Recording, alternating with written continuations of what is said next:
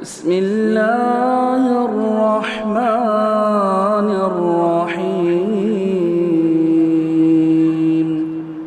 إن الحمد لله نحمده ونستعينه ونستغفره ونؤمن به ونتوكل عليه ونعوذ بالله من شرور أنفسنا ومن سيئات أعمالنا.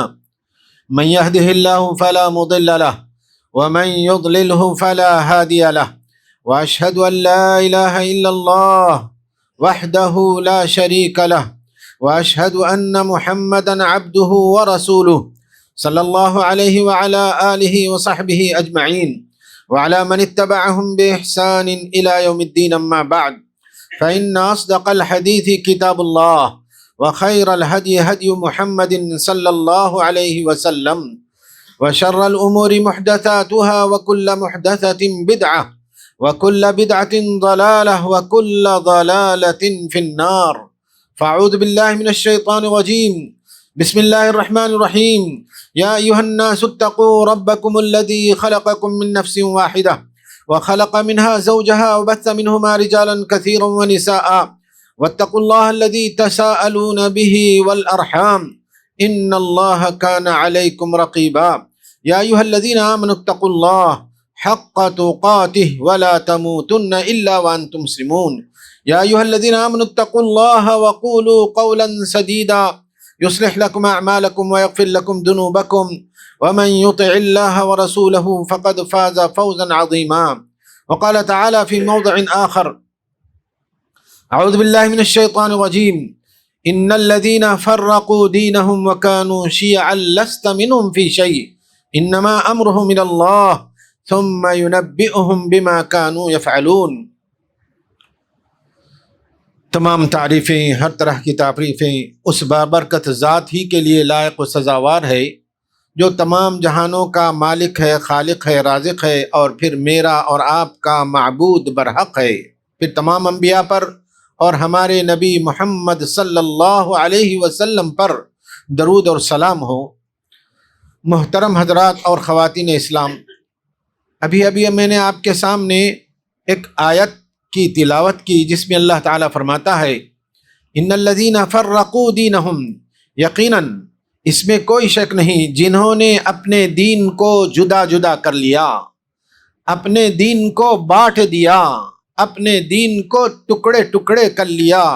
فرقوا دینہم وکانوا شیعا، اور اپنے دین کو، اپنی فکر کو، اپنے سوچ کو ٹکڑے کر کر گروپوں میں بٹ گئے.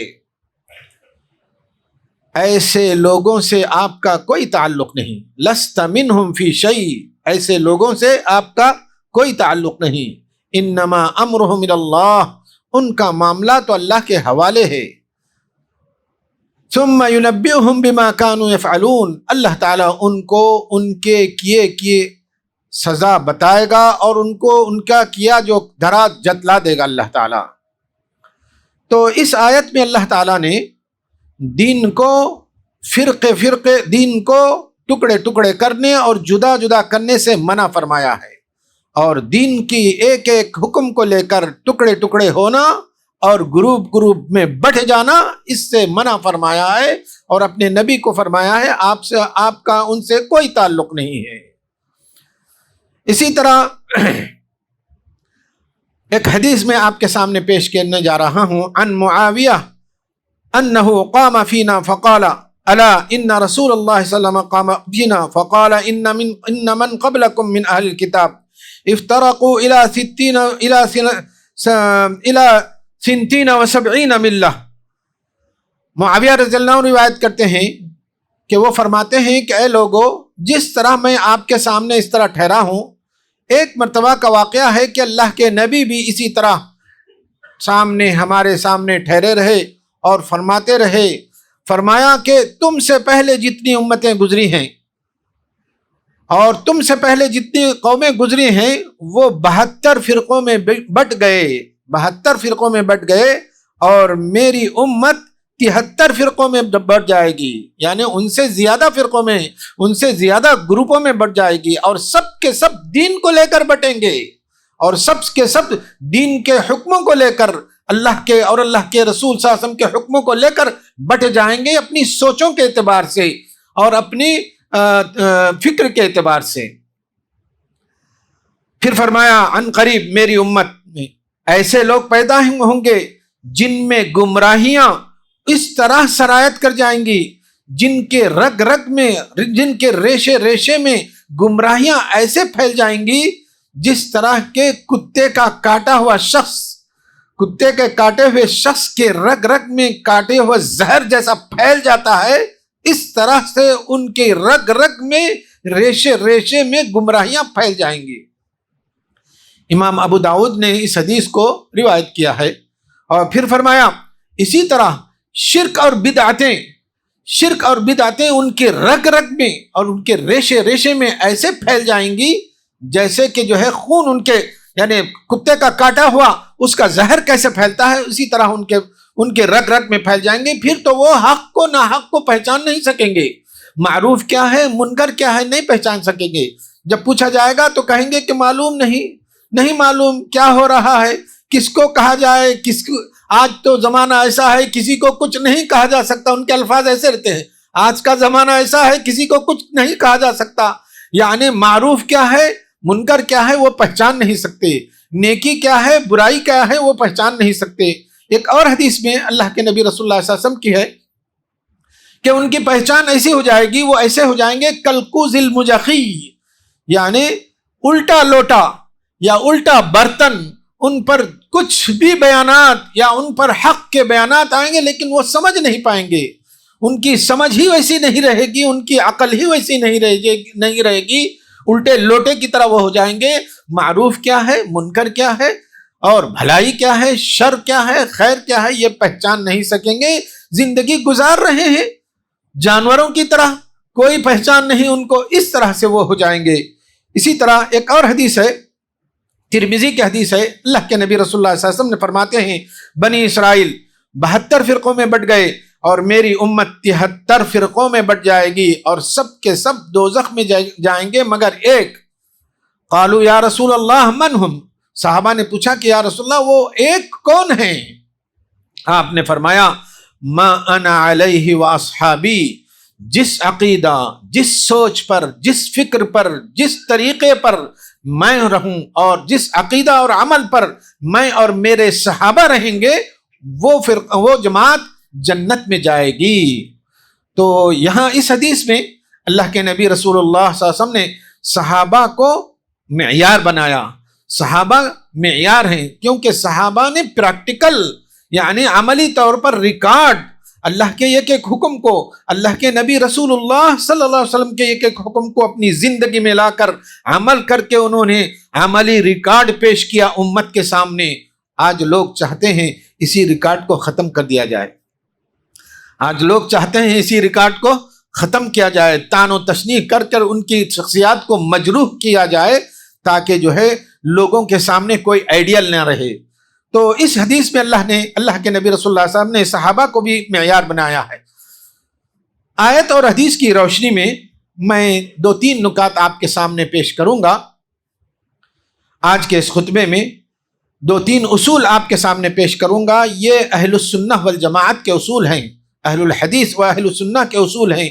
ان اصولوں سے جو بھی مخالفت کرے گا وہ اہل سنت میں سے نہیں ہوگا، اہل سنت والجماعت میں سے نہیں ہوگا۔ سب سے پہلا اصول یہ ہے کہ اللہ نے ہمیں کس لیے پیدا کیا؟ اللہ نے ہمیں اپنی خالص عبادت کے لیے پیدا کیا۔ اللہ نے اس ساری کائنات کو، سارے انسانوں کو، ساری کائنات کو کی تخلیق کا مقصد ہی بتاتے ہوئے اللہ تعالیٰ فرماتا ہے وَمَا خَلَقْتُ الْجِنَّ وَالْإِنسَ إِلَّا لِيَعْبُدُونَ، میں نے تمام انسانوں کو اور تمام جنوں کو اس لیے پیدا کیا کہ وہ صرف میری ہی خالص عبادت کریں۔ امام طبری رحمۃ اللہ علیہ اپنی تفسیر میں لکھتے ہیں کہ إِلَّا لِيَعْبُدُونَ کے معنی لِيُوَحِدُونَ، لیعبدون میری ہی عبادت کریں، لیوحدون یعنی مجھ کو اپنے ہر معاملے میں، اپنی ہر عبادت کی تمام شکلوں میں ایک بنائیں۔ بعض لوگ اس کی تفسیر ایسا کرتے ہیں لیعرفون، لیعبدون لیعرفون، تاکہ اللہ کی پہچان ہو جائے، جنرل تعریف، تاکہ اس میں توحید داخل نہ ہو. اس طرح سے جنرل تعریفات کرتے ہیں تاکہ جو ہے توحید کو ختم کیا جائے. لیعبدون کے معنی لیوحدون، یعنی اللہ کو ایک بنایا جائے، اور اس کے ساتھ ساتھ لیعرفون بھی اگر کیا جائے تو صحیح رہے گا. تو بہرحال اسی طرح ایک اور آیت میں اللہ تعالیٰ فرماتا ہے وَلَقَدْ بَعَثْنَا فِي كُلِّ أُمَّةٍ رَسُولًا أَنِ اعْبُدُوا اللَّهَ وَاجْتَنِبُوا الطَّاغُوتَ، ہم نے ہر امت میں رسولوں کو بھیجا اور ان کو یہ کہلا کر بھیجا کہ ان اعبدوا اللہ، صرف ایک اللہ کی خالص عبادت کریں اور اس کے ساتھ کسی کو شریک نہ بنائیں، اور طاغوت سے اپنے آپ کو بچائیں. واجتنبوا الطاغوت. بہرحال ساری انسانیت، ساری کائنات کی تخلیق کا مقصد اس آیت میں بتایا گیا ہے کہ ایک اللہ کی عبادت کی جائے اور اس کے ساتھ کسی کو شریک نہ بنایا جائے. لیکن گمراہ فرقے اسی مقصد میں تبدیلی کرتے ہیں، اسی مقصد میں تغیر کرتے ہیں. کہتے ہیں کہ مقصد یہ ہے کہ خلافت کو قائم کیا جائے، خلافت کے نظام کو قائم کیا جائے، اور سب سے پہلے ترجیح ان کی یہی ہوتی ہے کہ خلافت کے نظام کو قائم کیا جائے. جبکہ اللہ تعالیٰ فرماتا ہے سورہ نور آیت نمبر 55 میں اللہ تعالیٰ فرماتا ہے وعد اللہ الذین آمنوا منکم وعملوا الصالحات لَيَسْتَخْلِفَنَّهُمْ فِي الْأَرْضِ كَمَا اسْتَخْلَفَ الَّذِينَ مِنْ قَبْلِهِمْ وَلَيُمَكِّنَنَّ لَهُمْ دِينَهُمُ الَّذِي ارْتَضَىٰ لَهُمْ وَلَيُبَدِّلَنَّهُمْ مِنْ بَعْدِ خَوْفِهِمْ أَمْنًا يَعْبُدُونَنِي لَا يُشْرِكُونَ بِي شَيْئًا وَمَنْ كَفَرَ بَعْدَ ذَلِكَ فَأُولَٰئِكَ هُمُ الْفَاسِقُونَ. عزیز حضرات اور خواتین اسلام، اس آیت کے معنی اور مطلب پر ذرا غور کیجئے. اللہ تعالیٰ فرماتا ہے اللہ وعدہ کرتا ہے، وعد اللہ تعالیٰ وعدہ کرتا ہے کن سے؟ ان لوگوں سے جو ایمان لائے اور عمل صالح کیے. اللہ کا وعدہ ہے لَيَسْتَخْلِفَنَّهُمْ فِي الْأَرْضِ، زمین میں ان کو ضرور اللہ تعالیٰ خلیفہ بنائے گا. اور یہ پہلا وعدہ ہے. دوسرا وعدہ یہ ہے وَلَيُمَكِّنَنَّ لَهُمْ دِينَهُمُ الَّذِي ارْتَضَىٰ، اور ان کا وہ دین جس کو وہ اپنائے ہوئے ہیں، جس پر وہ چل رہے ہیں دن رات، ان کے دین کو ان کی زمین میں مضبوطی سے جما دے گا. وَلَا يُمَكِّنَنَّهُمْ فِي الْأَرْضِ وَلَا يُبَدِّلَنَّهُمْ مِنْ بَعْدِ خَوْفِهِمْ أَمْنًا. اور تیسرا وعدہ یہ ہے کہ وہ جو ڈرے ہوئے ہیں، خوف کھائے ہوئے ہیں اور خطرے میں ہیں، ان کی ڈر کی حالت کو، خوف کی حالت کو امن میں بدل دے گا. یہ تین وعدے اللہ نے اس آیت میں کیے ہیں، اور تین مطالبے بھی ہیں. اللہ تعالیٰ کے اس آیت میں تین مطالبے، ڈیمانڈز بھی ہیں. سب سے پہلا ڈیمانڈ یہ ہے یعبدوننی لا یشرکون بی شیئا، وہ میری ہی عبادت کریں، خالص عبادت کریں اور میرے ساتھ کسی کو شریک نہ بنائیں. اور پھر فرمایا آمنوا وعملوا الصالحات، جو ایمان لے آئے اور عمل صالح کیے. ایمان، عمل صالح، عبادت بغیر شرک کے، یہ تین چیزیں ہیں. اس کے مقابل میں تین وعدے ہیں، خلافت فی الارض، اور تمکین، دین کو مضبوطی سے جما دینا اور زمین میں خلافت عطا کرنا، اور وہ جو ڈرے ہوئے ہیں، خوف کھائے ہوئے ہیں، ان کے ڈر کو بدل کر امن میں بدل دینا. تو اس آیت میں اللہ تعالیٰ نے تین وعدے کیے ہیں اور تین مطالبے کیے ہیں. مطالبے جو کیے ہیں وہ ہم کو کرنا ہے. جب جو مطالبہ اللہ تعالیٰ نے اس آیت میں جو مطالبے کیے ہیں وہ ہم کریں گے تو بندوں کو خود بخود انعام کے طور پر اللہ تعالیٰ کیا عطا فرمائے گا؟ خلافت عطا فرمائے گا. بندوں کو انعام کے طور پر ان کے دین کو زمین میں مضبوطی سے جما دے گا، اور بندوں کو جہاں کہیں بھی وہ رہیں امن اور حفاظت، اور ان کے خوف کو بدل دے گا امن میں، یعنی وہ ان کو امن حاصل ہوگا، دنیا میں بھی امن حاصل ہوگا اور آخرت میں بھی امن حاصل ہوگا. یہ ترتیب ہے. تمام انبیاء نے اسی ترتیب سے اپنی دعوتی اور اصلاحی کوششوں کا آغاز کیا، ایمان، عمل صالح اور عبادت بغیر شرک کے. اور اگر اس ترتیب کو الٹ دیں گے، خلافت، پھر اس کے بعد ایمان، اور اس کے بعد اس طرح سے الٹ دیں گے، تو جو گروہ، جو جماعت اس کو الٹے گا، اس ترتیب کو الٹے گا، وہ کبھی کامیاب نہیں ہوگا. وہ کبھی کامیاب، وہ گروہ کامیاب نہیں ہوگا، کیونکہ اللہ نے اس ترتیب کو قائم کیا ہے. اس تفسیر میں، اس آیت کی تفسیر میں بعض مفسرین کہتے ہیں کہ یہ آیت صحابہ اور خلفائے راشدین کے لیے خاص ہے، کیونکہ صحابہ مکی والی زندگی میں ڈرے ہوئے تھے، خوف کھائے ہوئے تھے، ظلم کے یعنی ستائے ہوئے تھے، ان پر ظلم ہو رہا تھا، لیکن جب مدینہ پہنچے تو اللہ تعالیٰ نے ان کو قوت عطا فرمائی، ایک سلطنت مدینہ میں اللہ تعالیٰ نے ایک قوت حکومت عطا فرمائی۔ لیکن آیت کے الفاظ تو یہ ہیں، یہ خاص نہیں ہیں، جب جب مسلمان اللہ کے ان 3 وعدوں کو پورا کریں گے، ایمان، عمل صالح اور عبادت بغیر شرک کے توحید پر جمے رہیں گے، تو اللہ تعالیٰ ضرور ان کو اپنے 3 وعدے پورے کر دکھائے گا۔ تو تینوں وعدے جو خلافت کے لیے کوشش کرنے کی ضرورت نہیں ہے، محنت کرنے کی ضرورت نہیں، اس کے لیے انعام اللہ تعالیٰ عطا فرما۔ محنت تو ہم کو عقیدے پر کرنا چاہیے، محنت تو ہم کو اللہ کی ایک عبادت کی جائے، اس کے ساتھ کسی کو شریک نہ بنائے جائے، ایمان اور عمل صالح کے لیے ہم کو محنت کرنی چاہیے۔ یہ چیز ہم کو سمجھنا چاہیے، جو گروہ بھی اس کو سمجھتا نہیں ہے وہ کبھی کامیاب نہیں ہوگا۔ اسی طرح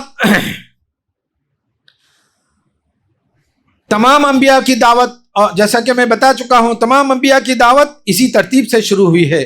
آج امت میں ربوبیت میں شرک ہے، الوہیت میں شرک ہے، اور اسماء صفات میں آج امت مبتلا ہوئی ہے۔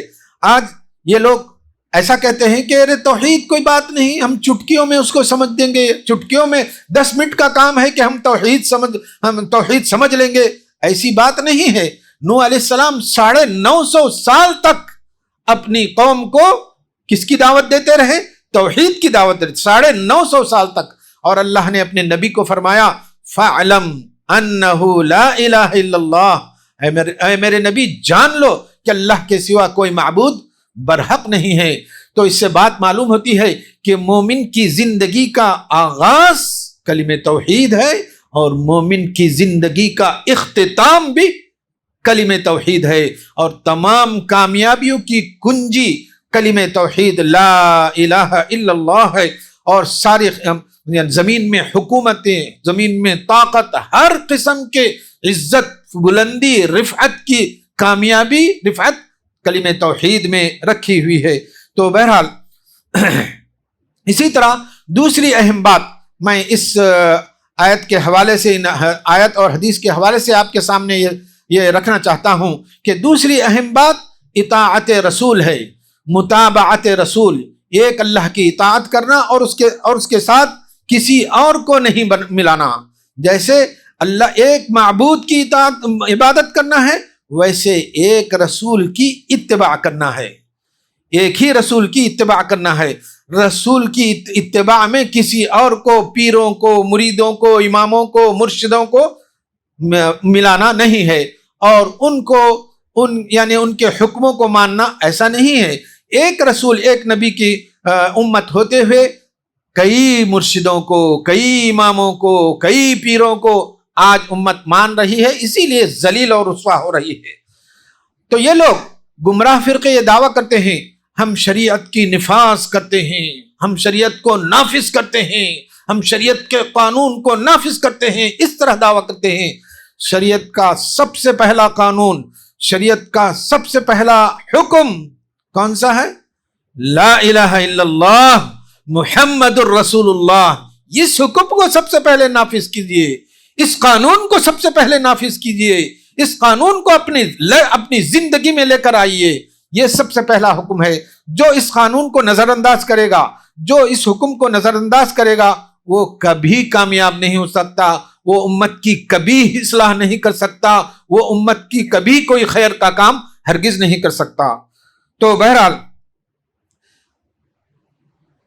اللہ کے نبی رسول اللہ صلی اللہ علیہ وسلم جب مشرکین مکہ میں اپنی دعوت شروع کی تو آپ فرماتے تھے قولوا لا الہ الا اللہ تفلحوا، اے لوگو لا الہ الا اللہ کہو، کامیاب ہو جاؤ گے، دنیا میں بھی کامیاب ہو جاؤ گے اور آخرت میں بھی کامیاب ہو جاؤ گے۔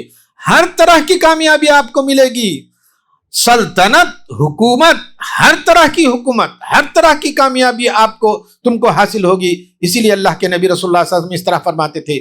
اسی طرح عمر رضی اللہ عنہ فرماتے تھے کہ لن يصلح آخر هذه الامہ الا بما صلح بها الاولون، اس امت کا آخری لوگ ہرگز ان کی اصلاح نہیں ہو سکتی جن کی اصلاح پہلے لوگوں کی جس چیز سے اصلاح ہوئی اسی چیز سے ان کی بھی اصلاح ہو سکتی ہے۔ تو پہلے لوگوں کی اصلاح کس سے ہوئی؟ توحید سے ہوئی، عقیدے سے شروع ہوا، عقیدے سے آغاز ہوا۔ تو عقیدے سے جو شروع کیا جائے گا ویسا وہ عمل کامیاب ہوگا، وہ اصلاح کامیاب ہوگی۔ تو بہرحال ایک اور حدیث ہے،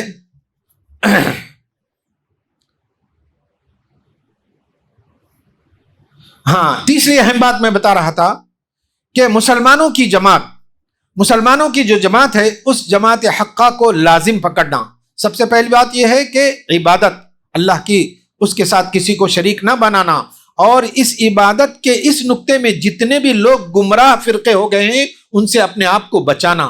اسی طرح مطابقت رسول کی اطاعت اس پوائنٹ پر، اس نقطے میں جتنے بھی لوگ گمراہ ہوئے ہیں ان فرقوں سے، ان گروپوں سے اپنے آپ کو بچانا، یہ اہم چیز ہے۔ تیسری اہم بات یہ ہے کہ مسلمانوں کی جماعت حقہ کو لازم پکڑنا، یعنی مسلمانوں کی وہ جماعت جو حق پر قائم ہے اور جو سچ پر قائم ہے، ایسی جماعت کو اپنے آپ کو جوڑ کے رکھنا اس سے، اور اس سے الگ نہ ہونا۔ جو بھی ایسی جماعت سے الگ ہوگا وہ گمراہ ہوگا۔ ابن عمر کی حدیث ہے، جس میں ترمذی کی حدیث ہے، جس میں فرماتے ہیں اللہ کے نبی رسول اللہ صلی اللہ علیہ وسلم، ان اللہ لا یجمع امتی او قال امت محمد علی ضلالۃ وید اللہ مع الجماعہ ومن شد شد فی النار۔ میری امت گمراہی پر جمع نہیں ہو سکتی، میری امت گمراہی پر نہیں آ سکتی، یعنی وہ لوگ جن کے سوچ صحیح ہیں، وہ لوگ جن کی آنکھیں، جن کے کان، سوچنے کا انداز، ڈھنگ صحیح ہے، کتاب و سنت والا ہے، وہ مراد ہیں۔ وہ لوگ کبھی بھی یعنی گمراہی پر نہیں آ سکتے۔ اور میری امت اللہ کا ہاتھ، اللہ کی تائید، اللہ کا ہاتھ جماعت کے اوپر ہے، اور جو جماعت سے ہٹ گیا وہ جماعت سے ہٹ کر جہنم میں پہنچ جائے گا۔ من شد شد فی النار۔ تو اس سے بات معلوم ہوتی ہے کہ شخصیات کو اٹھا کر، شخصیات کی بنیاد پر اور بدعتوں کی بنیاد پر دین میں نئی نئی بدعتیں ایجاد کرنا، اور دین میں جب ہمارے دین میں ایسا ہوتا ہے کہ جب بھی کوئی بڑی شخصیت آتی ہے لکھ مارتی ہے، کتابوں کی کتابیں، تفسیروں کی تفسیریں، حدیثوں کی حدیثیں، تشریح اپنے انداز سے لکھنا، اپنے سوچ سے لکھنا، اپنے خاص کنسپٹ سے سوچنا اور اپنا گروپ بنانا، خاص انداز سے سوچنا، لکھنا، لٹریچر تیار کرنا اور اپنا گروپ بنا دینا۔ اس طرح سے یہی گروپ بندی ہے اور یہی فرقہ بندی ہے اور یہی گمراہی ہے۔ تو شخصیات اور بدعات کی بنیاد پر جتنے بھی فرقے وجود میں آئے ہیں سب کے سب مسلمانوں سے الگ ہو کر وجود میں آئے ہیں، جماعت حقہ سے الگ ہو کر وجود میں آئے ہیں۔ ایسے اہل سنہ والجماعت، اہل السنہ والحدیث سے الگ ہو کر جماعت سے الگ ہو کر یہ فرقے الگ ہوئے ہیں، تو ایسے لوگ گمراہی میں پڑے ہیں۔ چوتھی اہم بات جو میں اس آیت اور حدیث کی روشنی میں بتانا چاہ رہا ہوں، وحدت مرجع، یعنی اپنی سوچ، اپنی فکر، اپنی زندگی میں کتاب و سنت کی ایک ایک تعلیم کو لازم پکڑے رکھنا۔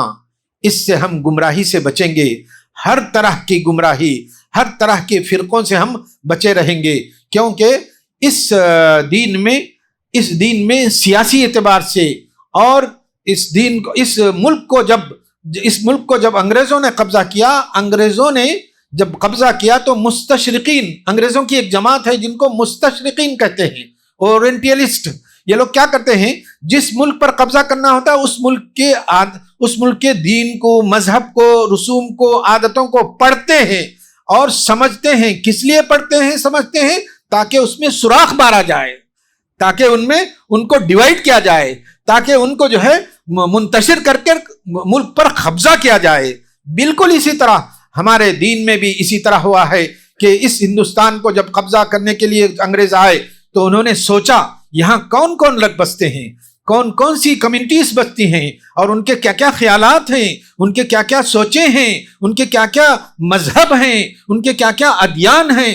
ان ادیان کو انہوں نے پڑھا، ان کے مذہبوں کو پڑھا اور شخصیات کو اٹھائے، یعنی ایسی شخصیات کو اٹھایا گمراہی کہ جن کی وجہ سے وہ گروپ بندی کر سکے، گروپ بندی کر کر انہوں نے اس ملک کو ہتھیا لیا اور انہوں نے اس ملک پر قبضہ پایا ہے۔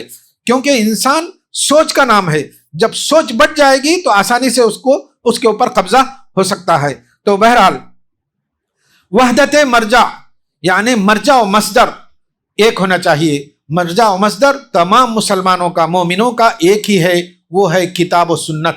اللہ کے نبی رسول اللہ صلی اللہ علیہ وسلم نے فرمایا ترکت فیکم امرین، میں تم پر دو باتیں چھوڑ کر جا رہا ہوں، لن تضلوا ما تمسکتم بہما کتاب اللہ و سنت نبیہ، میں تم پر دو چیزیں چھوڑ کے جا رہا ہوں، اللہ کی کتاب اور سنت، جب تک تم ان کو پکڑے رہو گے مضبوطی کے ساتھ کبھی گمراہ نہیں ہو سکو گے۔ پکڑنا، سمجھنا، کیسے سمجھنا؟ صحابہ والی سمجھ سے سمجھنا، اپنی سمجھ سے صحیح نہیں سمجھنا، اپنی سمجھ سے سمجھیں گے تو گمراہ ہو جائیں گے۔ اسی لیے کتاب و سنت اور فہم صحابہ اور فہم سلف یہ شرط لگائی گئی ہے کہ آیت کو اسی انداز سے سمجھا جائے، اپنی آنکھوں کو اسی انداز سے ڈھالا جائے جیسی کہ صحابہ کی آنکھیں تھیں، اپنی فکر کو، اپنی سوچ کو، اپنے دماغ کو اسی انداز سے ڈھالا جائے جیسے کہ صحابہ والا دماغ تھا۔ اسی لیے جو ہے جب تک ہم ایسا کریں گے ہم حق پر رہیں گے، گمراہی سے بچے رہیں گے۔ بہرحال اب میں آخر میں چند خاص نشانیاں گمراہ فرقوں کی بتا کر بات کو ختم کرتا ہوں۔ گمراہ فرقوں کی نشانیوں میں سے سب سے پہلی نشانی یہ ہے کہ وہ عقیدہ توحید کو، اہمیت کو کمتر کریں گے، کہیں گے ارے یہ کیا ہے، تم لوگ ہر بات میں توحید لے کر آتے ہو، تمام مسلمانوں کو اس طرح سے بانٹ دیتے ہو، ایسا کرتے ہو، اس طرح سے کہیں گے وہ لوگ، یعنی توحید کو وہ کمتر اہمیت دیتے ہیں۔ عقیدہ الوہیت اور عقیدہ ربوبیت، توحید الوہیت اور توحید ربوبیت کو بدل کر توحید حاکمیت لے آتے ہیں، یعنی ایک حاکم ہونا چاہیے، حاکم ایک مسلمانوں کو ہونا چاہیے، اس لیے متحد ہوں گے۔ عبادتوں میں شرک، ان کو اس کی کوئی پرواہ نہیں ہے، یہاں تک کہ کہا جاتا ہے کہ اللہ نے تمام انبیاء کو توحید حاکمیت کے لیے بھیجا، یعنی حکومت قائم کرنے کے لیے بھیجا۔ سارے انبیاء، تمام انبیاء اپنی دعوت میں ناکام رہے سوائے سلیمان علیہ السلام کے، داؤد علیہ السلام کے اور محمد صلی اللہ علیہ وسلم کے، کیونکہ سلیمان علیہ السلام بیک وقت نبی بھی تھے اور حاکم بھی تھے، اور داؤد علیہ السلام بیک وقت نبی بھی تھے، حاکم بھی تھے، اور محمد صلی اللہ علیہ وسلم نے مدینے میں حکومت اور قائم کی۔ اس طرح سے جو ہے یہ لوگوں کا دعویٰ ہے کہ توحید الوہیت کو بدل کر توحید حاکمیت میں بدل دیتے ہیں، یہ ان کی پہچان ہے۔ اسی طرح ان کی پہچان یہ بھی ہے کہ مسلم حکمرانوں کو لوگوں سے متنفر کرتے ہیں، طعن و تشریح کرتے ہیں، فلاں ایسا ہے، فلاں، یا کسی ملک کو ٹارگٹ بنا کر کہتے ہیں اب وہاں ایسا شروع ہو گیا، ایسا، جبکہ ان کی پرسنل لائف میں بھی وہ سب کچھ کرتے ہیں جن کے بارے میں وہ اعتراض کرتے ہیں۔ جو باتیں وہ بول رہے ہیں اپنی پرسنل لائف میں وہ ان کو خود کرتے ہیں اور اس ملک کو ٹارگٹ بناتے ہیں، تو یہ ان کا پہچان ہے۔ اسی طرح آیات اور حدیث کے لیے طعن و تشریح کرنا اور حکمرانوں کو ٹارگٹ بنانا، آیتیں اور حدیثیں لے کر حکمرانوں کو ٹارگٹ بنانا، جبکہ آیتیں حدیثیں ان کی اصلاح کا سب سے پہلا ذریعہ یہ ہے کہ اپنے نفس کو ٹارگٹ بناؤ۔ اللہ تعالیٰ فرماتا ہے یا ایھا الذین آمنوا قوا انفسکم واہلیکم نارا، اے مومنو سب سے پہلے تم اپنے نفسوں کو اور اپنے گھر والوں کو جہنم کی آگ سے بچاؤ۔ تو تمام آیتوں اور تمام آیتیں، تمام حدیثوں کا سب سے پہلے ٹارگٹ انسان کا خود اپنا نفس ہے انفرادی طور پر، اس کے بعد آگے جب ہوگا تو اس کے بعد اصلاح کا کام شروع ہوگا۔ لیکن یہ کیا کرتے ہیں، یہ ایسا کرتے ہیں اپنے آپ کو تو بھول جاتے ہیں، دوسروں کو ٹارگٹ بناتے ہیں، آیت پڑھنا ٹارگٹ کرنا، حدیث پڑھنا ٹارگٹ بنانا، فلاں ایسا ہے، فلاں ایسا ہے، فلاں حکمراں ایسا ہے، فلاں ملک ایسا ہے، اس طرح سے ٹارگٹ بناتے ہیں۔ تو اس کو ہم کو سمجھنا چاہیے۔ تو بہرحال اسی طرح علماء پر طعن و تشنیع کرنا، عالموں پر طعن و تشنیع کرنا، حق پرست علماء حق پر طعن و تشنیع کرنا اور کہنا، ان کے چھوٹے چھوٹے عیوب کو نکال کر اچھالنا کہ فلاں نے ایسا کیا، فلاں نے ایسا کیا، ان کی عادت ہے، اور یہ تاکہ لوگوں میں ان کا بھروسہ ختم ہو جائے، لوگوں میں لوگ جو ان پر اعتماد کر رہے ہیں وہ اعتماد ان پر ختم ہو جائے۔ الزام لگانا، چھوٹی چھوٹی باتوں پر الزام لگانا کہ فلاں ایسا ہے، فلاں ایسا ہے، یہ ان کی خاصیت ہے، یہ ان کی عادت ہے، آپ کو ان کا اچھی طرح سمجھنا چاہیے۔ اسی طرح ان کی ایک پہچان یہ بھی ہے کہ سلف کے منہج اور طریقوں پر طعن و تشنیع کرتے ہیں، سلف کے منہج اور طریقے پر طعن و تشنیع کرنا، ارے دنیا اتنی ترقی کر گئی، ابھی بھی وہ آپ جو ہے اسی میں ہیں، ایسا اس طرح سے جو ہے طعن و تشنیع کرنا۔ اسی طرح ان کی ایک پہچان یہ ہے بھیڑ اکٹھا کرنا، خوب بھیڑ اکٹھا کرنا اور سیاست کرنا، بھیڑ اکٹھا کرنا، سیاست کرنا، اسی طرح میڈیا کا استعمال کرنا اور گمراہی پھیلانا، اور امت کے جو کرنٹ ایشوز ہیں اور کرنٹ مسائل ہیں ان کو اچھالنا اور اپنی افکار کو پھیلانے کے لیے وہ کو استعمال کرنا، ان کی عادت ہے، ان کی خصلت ہے، ان کو اچھی طرح پہچاننا چاہیے۔ اسی طرح خدمت خلق، خدمت انسانیت کے نام پر سیاست کرنا، خدمت خلق اور خدمت انسانیت کے نام پر سیاست کرنا، ان کا بھی ایک مقصد ہے۔ اسی طرح میں آخر میں ان جماعتیں، یہ جو جماعتیں ہیں، جتنی بھی جماعتیں ہیں میں آپ کو بتا چکا ہوں کہ شخصیات کی بنیاد پر ہوتے ہیں۔ کوئی شخص ہوتا ہے، اٹھتا ہے اور لکھتا ہے اور جو ہے خوب لٹریچر تیار کرتا ہے اور اپنا گروپ بناتا ہے، لٹریچر تیار کرتا ہے، اپنا گروپ بناتا ہے۔ اس طرح سے ایک جماعت جس کے بارے میں ہم بتانے جا رہے ہیں، ان کا جو فاؤنڈر ہے، ان کا جو بانی ہے، اس نے اپنے ایک رسالے میں لکھا ہے، اپنی جماعت کی تعارف کرتے ہوئے رسالے میں اس طرح سے لکھا ہے کہ ہماری جماعت سلفی دعوت ہے۔ جانتے ہیں آپ سلفی دعوت ہے کیوں کہہ رہا ہے؟ تاکہ سلفیوں کو کھینچا جائے، تاکہ اہل حدیثوں کو اس میں ملایا جائے۔ سلفی دعوت ہے۔ ہمارا طریقہ کیا ہے؟ ہمارا طریقہ سنت والا طریقہ ہے، اور ہم حقیقت کے اعتبار سے صوفی ہیں، حقیقت کے اعتبار سے تصوف ہے، صوفی ہیں۔ ہماری تحریک سیاسی ہے، ہماری تحریک جماعت سیاسی جماعت ہے۔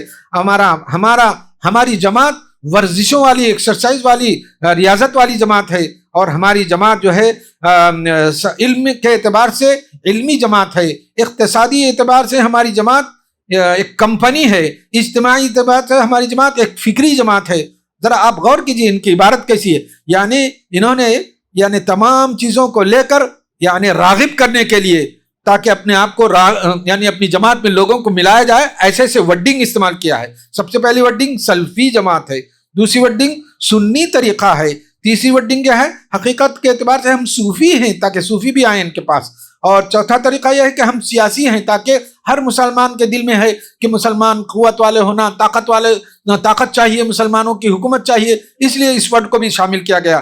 ہماری جماعت سیاسی ہے، اور بدنی اعتبار سے ریاضت، ہر مسلمان چاہتا ہے کہ وہ صحت مند رہے، تو ہماری جماعت ورزشی جماعت ہے، ورزش والی جماعت ہے، اور ہر شخص چاہتا ہے کہ علم چاہتا ہے، نالج چاہتا ہے، ہماری جماعت علمی جماعت ہے، ثقافتی جماعت ہے، اور ہر شخص پیسے کی طرف راغب ہوتا ہے۔ اس لیے کہا گیا کہ جو ہے ہماری جماعت اقتصادی اعتبار سے ایک شرکہ ہے، کمپنی ہے۔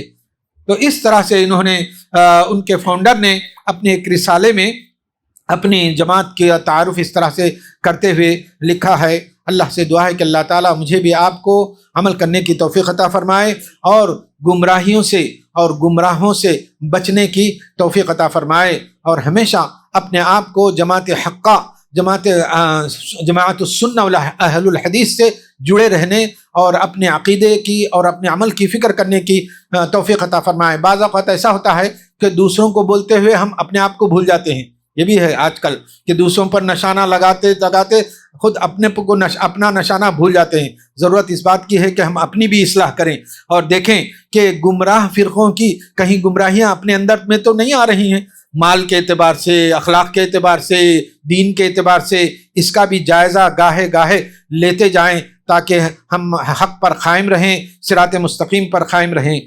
تو عزیز حضرات، ضرورت اس بات کی ہے کہ ہم موجودہ زمانے کے جو فتنے ہیں اور جو فرقے ہیں ان سے بچا جائے، اور ان کے لیے سب سے پہلے علم حاصل کیا جائے۔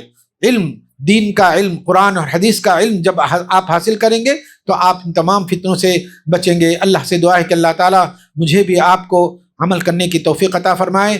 جو لوگ یہاں اس مسجد میں جمع ہیں، اللہ تعالیٰ ان کی تمام پریشانیوں کو دور فرمائے، بے روزگار ہیں ان کے روزگار عطا فرمائے، اور جو رشتوں کو لے کر پریشان ہیں اللہ تعالیٰ ان کو نیک اور صالح رشتے عطا فرمائے، اور جو کسی بھی قسم کی پریشانی میں مبتلا ہیں اللہ تعالیٰ ان کی پریشانی کو دور فرمائے، اور جو غیب سے اپنے خزانوں سے اللہ تعالیٰ خیر عطا فرمائے، اور ہر طرح کا خیر، دنیا کا آخرت کا خیر سے نوازے۔ وآخر دعوانا ان الحمد للہ رب العالمین۔